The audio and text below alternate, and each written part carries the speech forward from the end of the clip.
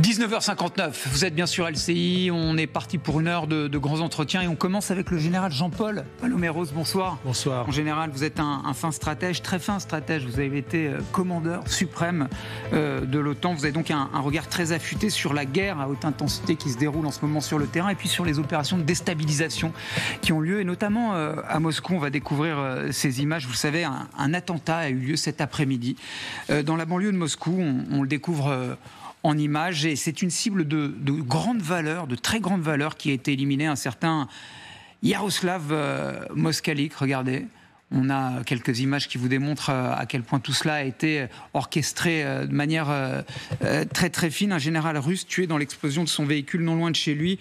Je le disais encore une fois, ces circonstances, voilà, elles sont extrêmement précises. On voit la déflagration, un véhicule a explosé. Je vous propose d'abord d'écouter l'une des porte-paroles du comité d'enquête russe et on réagira ensemble, mon général. Le comité d'enquête russe a ouvert une enquête criminelle pour meurtre et trafic illégal d'explosifs à la suite de l'explosion d'une voiture dans la rue Nesterov, dans la ville de Balachika. Selon les informations préliminaires, l'incident a entraîné la mort du chef adjoint de la direction opérationnelle principale de l'état-major général des forces armées russes, le général de corps d'armée Yaroslav Moskalik. Selon les données disponibles, l'explosion de la Volkswagen Golf a été provoquée par la détonation d'un engin explosif de fabrication artisanale remplie d'éléments de frappe. Voilà, je le disais, cible de haute valeur, ça a été confirmé par cette porte-parole du comité d'enquête russe. On va découvrir sa fiche d'identité à cet homme, visiblement chef adjoint, comme ça a été dit, de l'état-major des forces armées russes. 7 ans, il sert dans l'armée depuis 1983. Il a participé aux discussions sur le conflit armé en Ukraine, participe de très très près à des discussions sur la Syrie. Et en clair, il était au plus près de la planification des opérations militaires menées par l'armée russe en Ukraine. C'est une cible que vous décririez comment, mon général ? Chaque action dans la profondeur du territoire russe, et qui plus est contre des personnalités éminentes qui sont toujours d'ailleurs en étroite collaboration, ou corrélation plus exactement, avec cette guerre en Ukraine. Et ça, c'est marquant. Ça veut dire quoi ? Ça veut dire que la guerre hybride, ce n'est pas l'apanage des Russes, c'est que les Ukrainiens sont capables d'aller frapper d'une manière très ciblée des hommes de pouvoir qui sont aussi quelque part des criminels de guerre. Mais vous appelez ça de la guerre hybride, là il s'agit quand même d'une explosion, d'un attentat, d'un dispositif qu'on va essayer de détailler ensemble. Souvent quand on dit guerre hybride, on pense au cyber, non, là vous appelez ça guerre hybride. Oui, parce que c'est le terme qui s'applique le mieux à l'ensemble des actions qui sont menées pour déstabiliser un adversaire. Or, dans cet art, les Russes sont passés maîtres, mais si c'est une guerre, c'est que ça fait des morts. Et disons qu'on peut considérer que cet attentat fait partie aussi de cette aptitude des Ukrainiens à aller frapper dans la profondeur d'une manière différente des cibles qui représente une valeur à la fois militaire, mais aussi une valeur, je dirais, émotionnelle pour les Russes.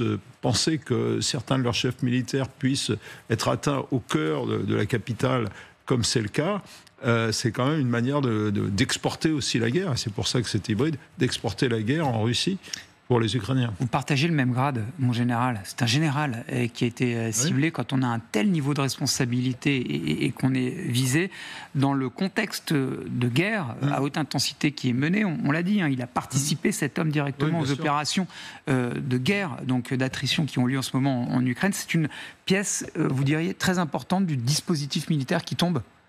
Nul n'est irremplaçable et pas plus général que d'autres, mais c'est surtout, je pense, le fait que les Ukrainiens soient capables toujours de frapper des responsables militaires au cœur de leur pays, à Moscou, des responsables qui sont forcément protégés. Comment pourrait-il en être autrement ? Ce n'est pas la première victime. On pourrait en faire la liste. Elle est assez longue. Ça fait un petit moment que ça ne s'était pas produit. Ce qui prouve que les Ukrainiens ont du soutien, ont des agents, ont du soutien en Russie. Et ils vont continuer à employer cette terreur. Ça a été vu sur d'autres théâtres. On se souvient de la guerre d'Algérie, on se souvient d'un certain nombre de conflits. ils ne se battent pas à armes égales avec les Russes. Comment pourrait-on les blâmer d'aller frapper, et je le répète, des cibles de valeur militaire, mais qui touchent directement les hommes qui sont directement associés à ce qui se passe en Ukraine, aux attaques en Ukraine, aux attaques quotidiennes en Ukraine, aux meurtres de civils en Ukraine, à tout ce qu'on voit se dérouler sous nos yeux. Alors c'est marrant, pardonnez-moi, c'est étonnant, vous faisiez référence à la guerre d'Algérie, aux opérations de contre-insurrection. On va aller justement plus loin sur le mode opératoire avec ces détails que nous offre ou que nous donne plutôt le comité d'enquête. Alors, on va rester évidemment prudent sur la manière dont tout cela est détaillé par le comité d'enquête russe. Tout cela est rapporté d'ailleurs par un quotidien russe commerçante. On nous dit qu'un engin explosif était caché à l'intérieur de la voiture étrangère en question. Il était composé de cartouches pour lance-grenades sous canon et d'explosifs, soit l'équivalent d'1 kilo de TNT. Donc il y a quand même beaucoup d'explosifs et on va aller plus loin, on va découvrir ce qui a été détaillé de manière supplémentaire. Cet engin explosif a été déclenché donc à distance, pas forcément très très étonnant. La victime était observée à l'aide d'une caméra vidéo installée à l'intérieur de la bombe. Qu'est-ce que ça nous dit, encore une fois, du mode opératoire et de sa sophistication générale? Et ça nous prouve l'ingéniosité ukrainienne et leur sens de l'efficacité de leurs actions. Ils nous le montrent au travers des drones qu'ils construisent eux-mêmes, qui sont capables d'aller frapper pratiquement au cœur de la Russie. Ils le montrent sur des cibles aussi ponctuelles et aussi importantes que celle-là. C'est vraiment l'Ukraine se bat avec ses armes. Et elle n'entend pas baisser les armes.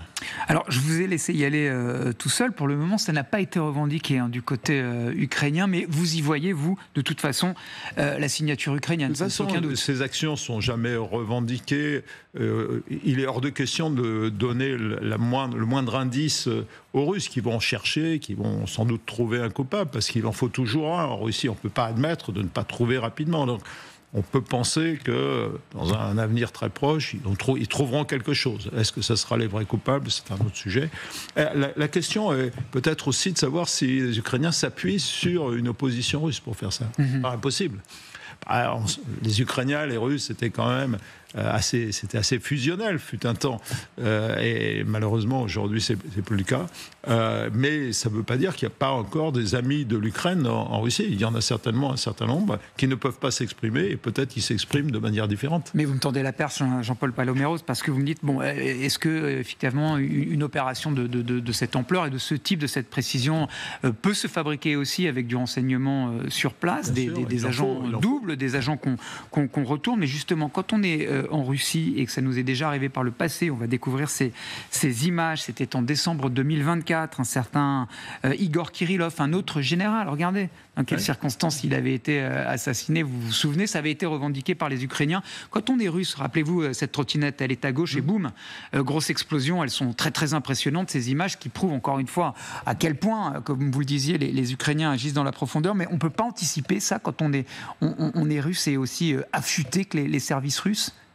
Ça montre qu'il y a des trous dans la cuirasse. Alors restons modestes, parce que celui qui prend l'offensive a toujours l'avantage sur celui qui est sur la défensive. Donc c'est évidemment difficile de couvrir, j'imagine, tous les responsables civils et militaires qui sont associés de près ou de loin à cette guerre. Mais il se trouve que les Ukrainiens, et je me répète, font des frappes précises. Ils n'ont pas, eux, bombardé la maison de ce général, fait des dizaines de morts. Non, ils ont ciblé le moment précis où ils étaient certains que ça serait le général qui serait frappé, personne d'autre, ou en tout cas pas ce qu'on en sait, peut-être ses proches qui sont associés avec lui, ses proches collaborateurs. Et certainement à un moment pas de faiblesse, mais à un moment de la vie courante de cet homme, ce qui veut dire qu'il maîtrise totalement aussi l'emploi du temps de ses responsables. Donc vous voyez, c'est toute une chaîne de renseignements, de ciblage et de mise en action de dispositifs extrêmement efficaces, comme on le voit, avec une puissance limitée à l'objectif, à l'efficacité qui est recherchée, c'est-à-dire tuer un responsable militaire russe qui lui a tué des milliers d'Ukrainiens. Bon, même s'il y a peu de mystère à ce stade, on se souvient d'ailleurs des citations, enfin des déclarations de Kirilo Boudanov, le chef du renseignement militaire ukrainien, qui disait « On ira tuer des Russes et nous continuerons à tuer des Russes partout dans le monde jusqu'à la victoire totale de l'Ukraine ». Va-t-elle intervenir? On va se retrouver ensemble juste après cette courte page de réclame avec ce président Trump qui, lui, veut aboutir à un accord de paix. À quelles conditions? En tout cas, il le dit, il l'a répété. La Crimée, elle sera dans le deal et la Crimée, elle sera russe. Évidemment, le président ukrainien Zelensky refuse. On en parle juste après cette courte page de publicité. Restez avec nous sur LCI. «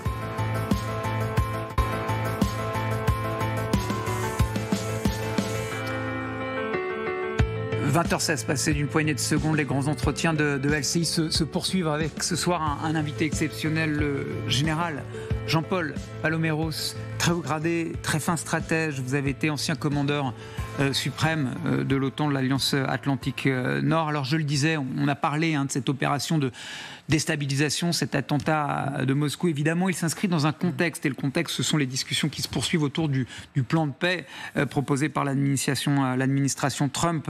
Vous le savez, parce que vous suivez ça évidemment de très très près, l'envoyé spécial de Donald Trump qu'on voit ici à l'image, le fameux Steve Witkoff, promoteur immobilier comme lui, il a été rencontrer Vladimir Poutine une 4e fois, 4 fois qu'ils seront à Moscou, qu'ils discutent très très longuement avec le président russe. Regardez, le 11 février, la 2e fois c'était début mars, la 3e fois c'était le 11 avril, il y a à peine 2 semaines et demie. Et puis aujourd'hui encore, il n'a jamais mis les pieds en Ukraine.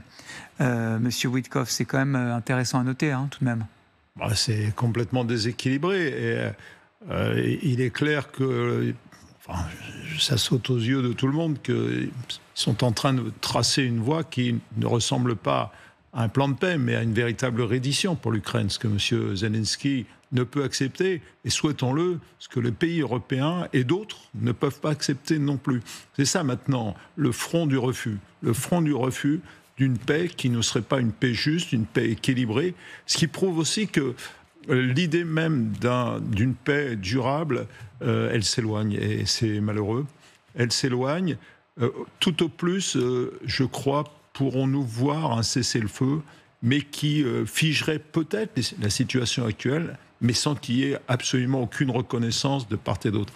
Alors évidemment, les Américains peuvent reconnaître, il faudra voir ce qu'en dit le Congrès, c'est pas aussi simple que ça de reconnaître. Oui, il y a un processus tout de même d'avalisation par le Congrès. On verra qui est qui. Mais en attendant, il y a quand même à la tête de cet État américain un homme qui s'appelle Donald Trump, ça vous a évidemment pas échappé, et il espère Donald Trump que tout cela va aboutir, parce qu'il y tient, on est bientôt à 100 jours, et tout ça est symbolique. On écoute le président américain.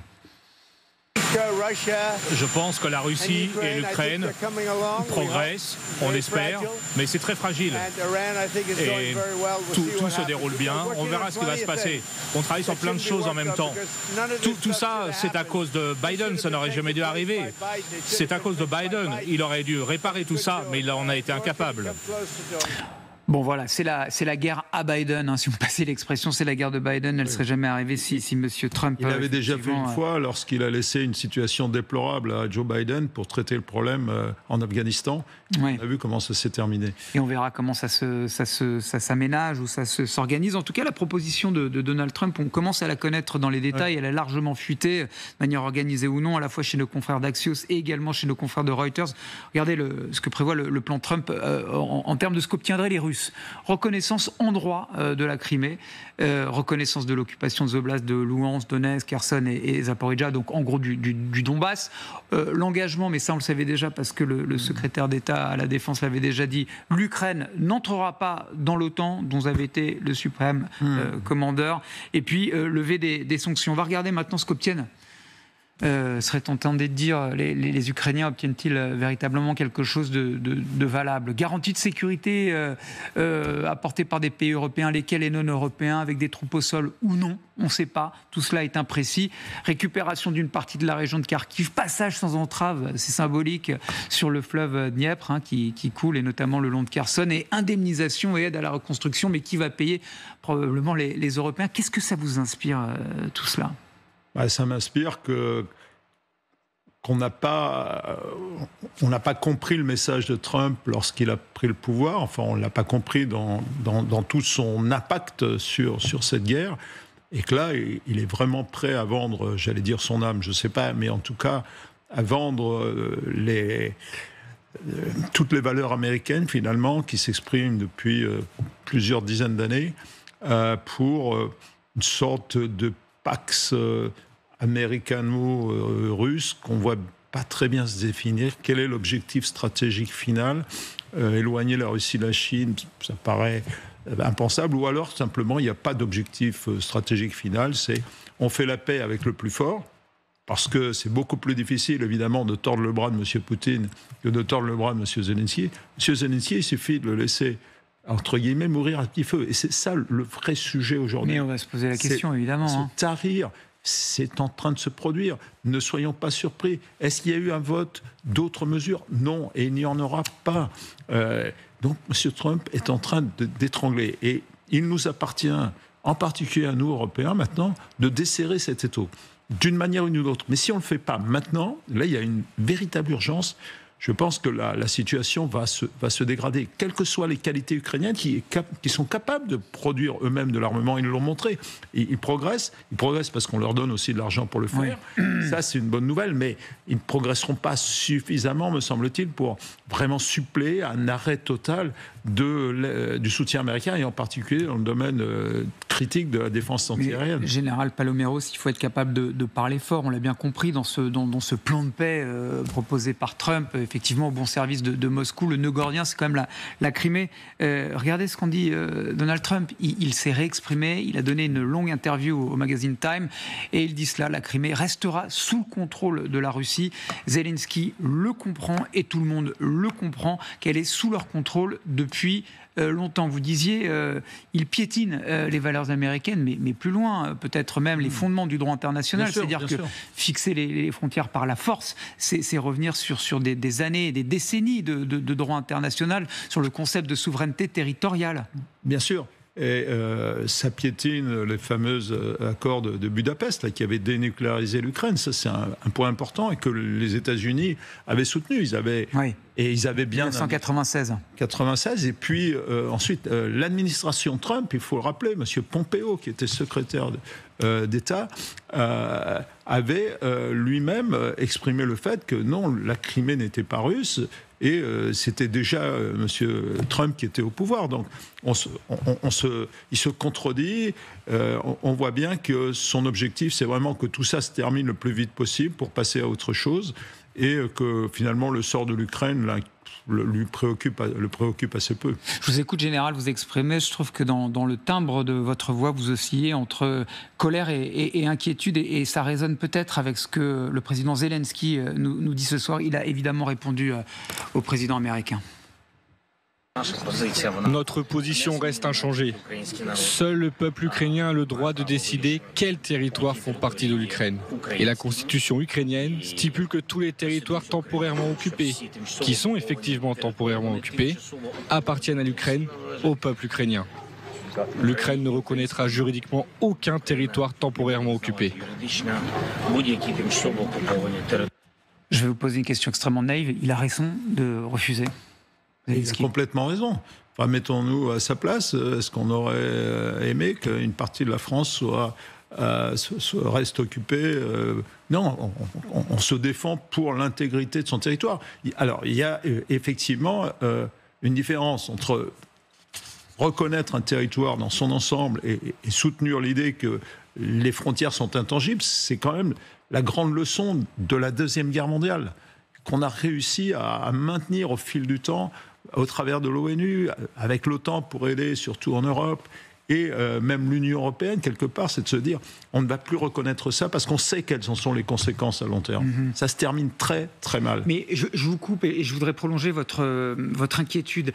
Si on est dans une situation où, en effet, on fixe les frontières par la force sur un continent comme l'Europe, qui a été marqué par de très, très lourdes rancœurs historiques, est-ce que votre inquiétude, c'est 80 ans après la fin de la Seconde Guerre mondiale, dont on va fêter d'ailleurs 80 ans, on retombe, nous, Européens, dans les affres et dans les horreurs de la guerre, celles qu'on marquait le XXe siècle? Je pense qu'il faut il ne faut pas laisser parler ces sentiments. Il faut regarder les choses d'une manière assez froide. L'Union européenne s'est construite. Certes, elle s'est construite à l'abri du parapluie qui était en particulier déployé par les Américains. Mais depuis lors, les peuples européens ont appris à vivre ensemble. Et il ne faut pas qu'on lâche cette valeur cardinale européenne du savoir-vivre ensemble, de partager non seulement des valeurs communes, mais des intérêts communs. Et là, ce que nous montre M. Trump, c'est que cette aptitude à partager des intérêts communs et des valeurs communes, elle est plus critique, elle est vitale aujourd'hui. Ce n'est plus, si vous voulez, un ajout à quelque chose d'autre. Ça se défend par soi-même. C'est existentiel pour les pays européens. Sinon, l'alternative est terrible parce qu'on ne sait pas ce qui peut se passer. Alors, il y a toujours des tensions entre les pays, forcément. Tout n'est pas parfait. On l'a vu dans les Balkans, c'est pas si loin. J'y étais. Non, mais on a encore des foyers potentiels. Bien sûr, ça peut donner des idées. On a même entendu le président du Parlement néerlandais dire qu'en réalité la Flandre pourrait revenir aux Pays-Bas et la Wallonie à la évidemment, France. On ne parlera même pas de Taïwan, parce que ça passera, à mon avis. Oui, parce qu'on est en Europe, il y a des rancœurs historiques, il y a des choses qui n'ont pas forcément été réglées. Si vous ajoutez effectivement les autres déclarations de M. Trump depuis le Canada, le Groenland et autres, je pense qu'il y a un moment donné où il va falloir que quelqu'un lui dise non, et ça serait bien que les Européens lui disent non, non et non. Nous alors justement, et que les Européens entraînent dans leur sillage de nombreux autres pays. Monsieur Zelensky était en Afrique du Sud, c'est très bien. Ouais. Il faut aller parce que les autres pays n'ont pas plus intérêt que ça non plus à ce que l'ordre mondial soit désorganisé. Il est mondial et évidemment ça peut donner des idées à tous les révisionnistes et fixer les frontières par la force. Effectivement, quand vous avez des vues sur un pays voisin, vous pouvez y aller. Mais revenons sur les Européens parce que vous m'avez tendu la perche. Oui. Les Américains se désengagent, en tout cas le menacent. Si d'aventure un accord n'est pas conclu, les Russes continuent à combattre. Que font les Européens? Regardez ce qu'on en dit. En tout cas, on parle de troupes de réassurance, de troupes franco-britanniques, mais pour autant, là, on apprend à travers le Times que le Royaume-Uni pourrait abandonner son projet d'envoyer des troupes au sol en Ukraine. Les risques sont trop élevés et les forces inadéquates pour une telle mission. Le Royaume-Uni a toujours pensé cela. C'est la France qui souhaitait une approche plus musclée. Ça y est, on est en train de se désunir. C'est la scission qu'espérait de ses voeux M. Poutine et M. Trump. On pourrait parler du pragmatisme britannique. Non, je ne pense pas que ce soit un désengagement des Britanniques. C'est simplement une approche réaliste du fait que pour qu'une paix soit garantie, il faut qu'elle existe et qu'on se donne les moyens de la garantir. Mais quelles sont les conditions ? Les Russes, évidemment, M. Poutine ne peut pas l'accepter. Il l'a dit. Ce qui veut dire qu'on serait contraint, quelque part, d'engager des forces contre la vie. C'est plus que la vie. Qui seraient considérées un peu comme des forces d'invasion de la part de Poutine. Bien sûr, j'entends bien. Il les refuse de toute façon. C'est sous pavillon, dit-il, OTAN en fait. Il parle de la France et de la Grande-Bretagne. C'est impossible à imaginer. C'est impossible à imaginer. C'est sûr que c'est aller un peu vite en besogne que de dire demain on va déployer des forces. Mais d'un autre côté, si on n'affiche pas, et je pense que le dialogue n'est pas rompu entre les Britanniques et les autres, si on n'affiche pas une volonté de créer les conditions de garantie de sécurité, c'est sûr qu'il n'y en aura pas. Mais dans un premier temps, ce qu'il faut surtout, c'est amener les deux parties à un cessez-le-feu. C'est ce qu'on peut obtenir de mieux. Et la seule manière d'y arriver, c'est de continuer à soutenir les Ukrainiens pour que les Ukrainiens acquièrent ou gagnent par la force ce droit à un cessez-le-feu que je qualifierais d'acceptable, de souhaitable. Oui. Et d'équilibré. Oui, qui ressemblerait plutôt à une trêve fragile et incertaine dans ce contexte. Comme dans d'autres pays, comme dans d'autres coins du monde. Mais l'hypothèse quand même la plus tangible, c'est qu'effectivement, à un moment donné, les Européens et les Ukrainiens soient livrés à eux-mêmes. Concrètement, comment est-ce qu'on peut, dans un premier temps, garantir, et avec quels moyens garantir aux Ukrainiens qu'ils continueront et qu'ils pourront continuer à se battre, à minima pour résister? Là, on en arrive à la question difficile, c'est qui paye le prix de cette guerre. Et si M. Trump, et c'est vraisemblable, continue à reculer et à étrangler l'Ukraine, il faudra qu'on soit capable de fournir cet effort qui, partagé entre 27 pays, peut marcher. Ce qui, partagé entre 27 pays, peut marcher, mais il faut avoir une volonté de faire, alors même que, évidemment, les pays européens ne sont pas forcément tous en bonne santé, mais c'est leur avenir qui est en jeu. C'est ça, cet avenir, il n'a pas de prix. Il a un coût, il n'a pas de prix, comme la liberté. Donc, bien sûr que le monde vit une période très tendue, avec des risques considérables, le risque que toutes les structures qui ont été mises en place après la Deuxième Guerre mondiale soient remises en cause par le fait d'un homme et de ceux qui le suivent. Et nous avons payé dans notre histoire assez cher pour le savoir que c'est la voie du chaos, d'une désorganisation profonde, et peut-être pire si on laisse faire ça. J'ajoute une pièce, Jean-Paul Paloméros, pour conclure notre entretien, avec le conseiller national à la sécurité russe, M. Sergueï Shoigu, pardonnez-moi. On va découvrir, lui, ce qu'il imagine, mais peut-être pour mettre la pression, hein, les risques sont trop élevés et les forces inadéquates pour une telle mission. Les hommes politiques censés en Europe comprennent que la mise en œuvre d'un tel scénario, celui dont on parle, pourrait conduire à un affrontement direct entre l'OTAN, donc vous avez été le commandeur suprême, et la Russie, et par la suite à une troisième guerre mondiale. C'est quoi? C'est il essaye d'effrayer. Chiffon rouge. Bien sûr, il essaye d'effrayer les pays européens qui pourraient être tentés non pas par cette aventure, mais par cet engagement au profit de la paix. C'est vrai que le chemin est étroit, il est difficile, mais si on n'accepte pas de le regarder en face, là pour le coup, on portera une part de responsabilité de la suite des événements. C'est vous dire à quel point, Jean-Paul Paloméros, et c'est là que je vous remercie, cet attentat qui est survenu à Moscou peut faire dérailler la machine dans un sens ou dans l'autre, et c'est peut-être comme cela qu'il faut lire ce genre de déclaration. On va en parler dans un instant à peine avec l'ancien aviateur Xavier Titelman, un des connaisseurs les plus expérimentés de la chose militaire et des modes opératoires ukrainiens. Vous sillonnez en long, en large les chaînes d'armement ukrainienne. Vous savez exactement de quelle manière tout cela se déroule. Restez avec nous. On revient dans un instant à peine avec Xavier Titelman. On revient sur les implications de cet attentat russe. On va entrer dans les détails, le mode opératoire, et on va s'interroger encore une fois sur les implications qu'a eu cet attentat, la mort d'un général russe tué à Moscou, sur le processus de négociation en cours. Restez avec nous.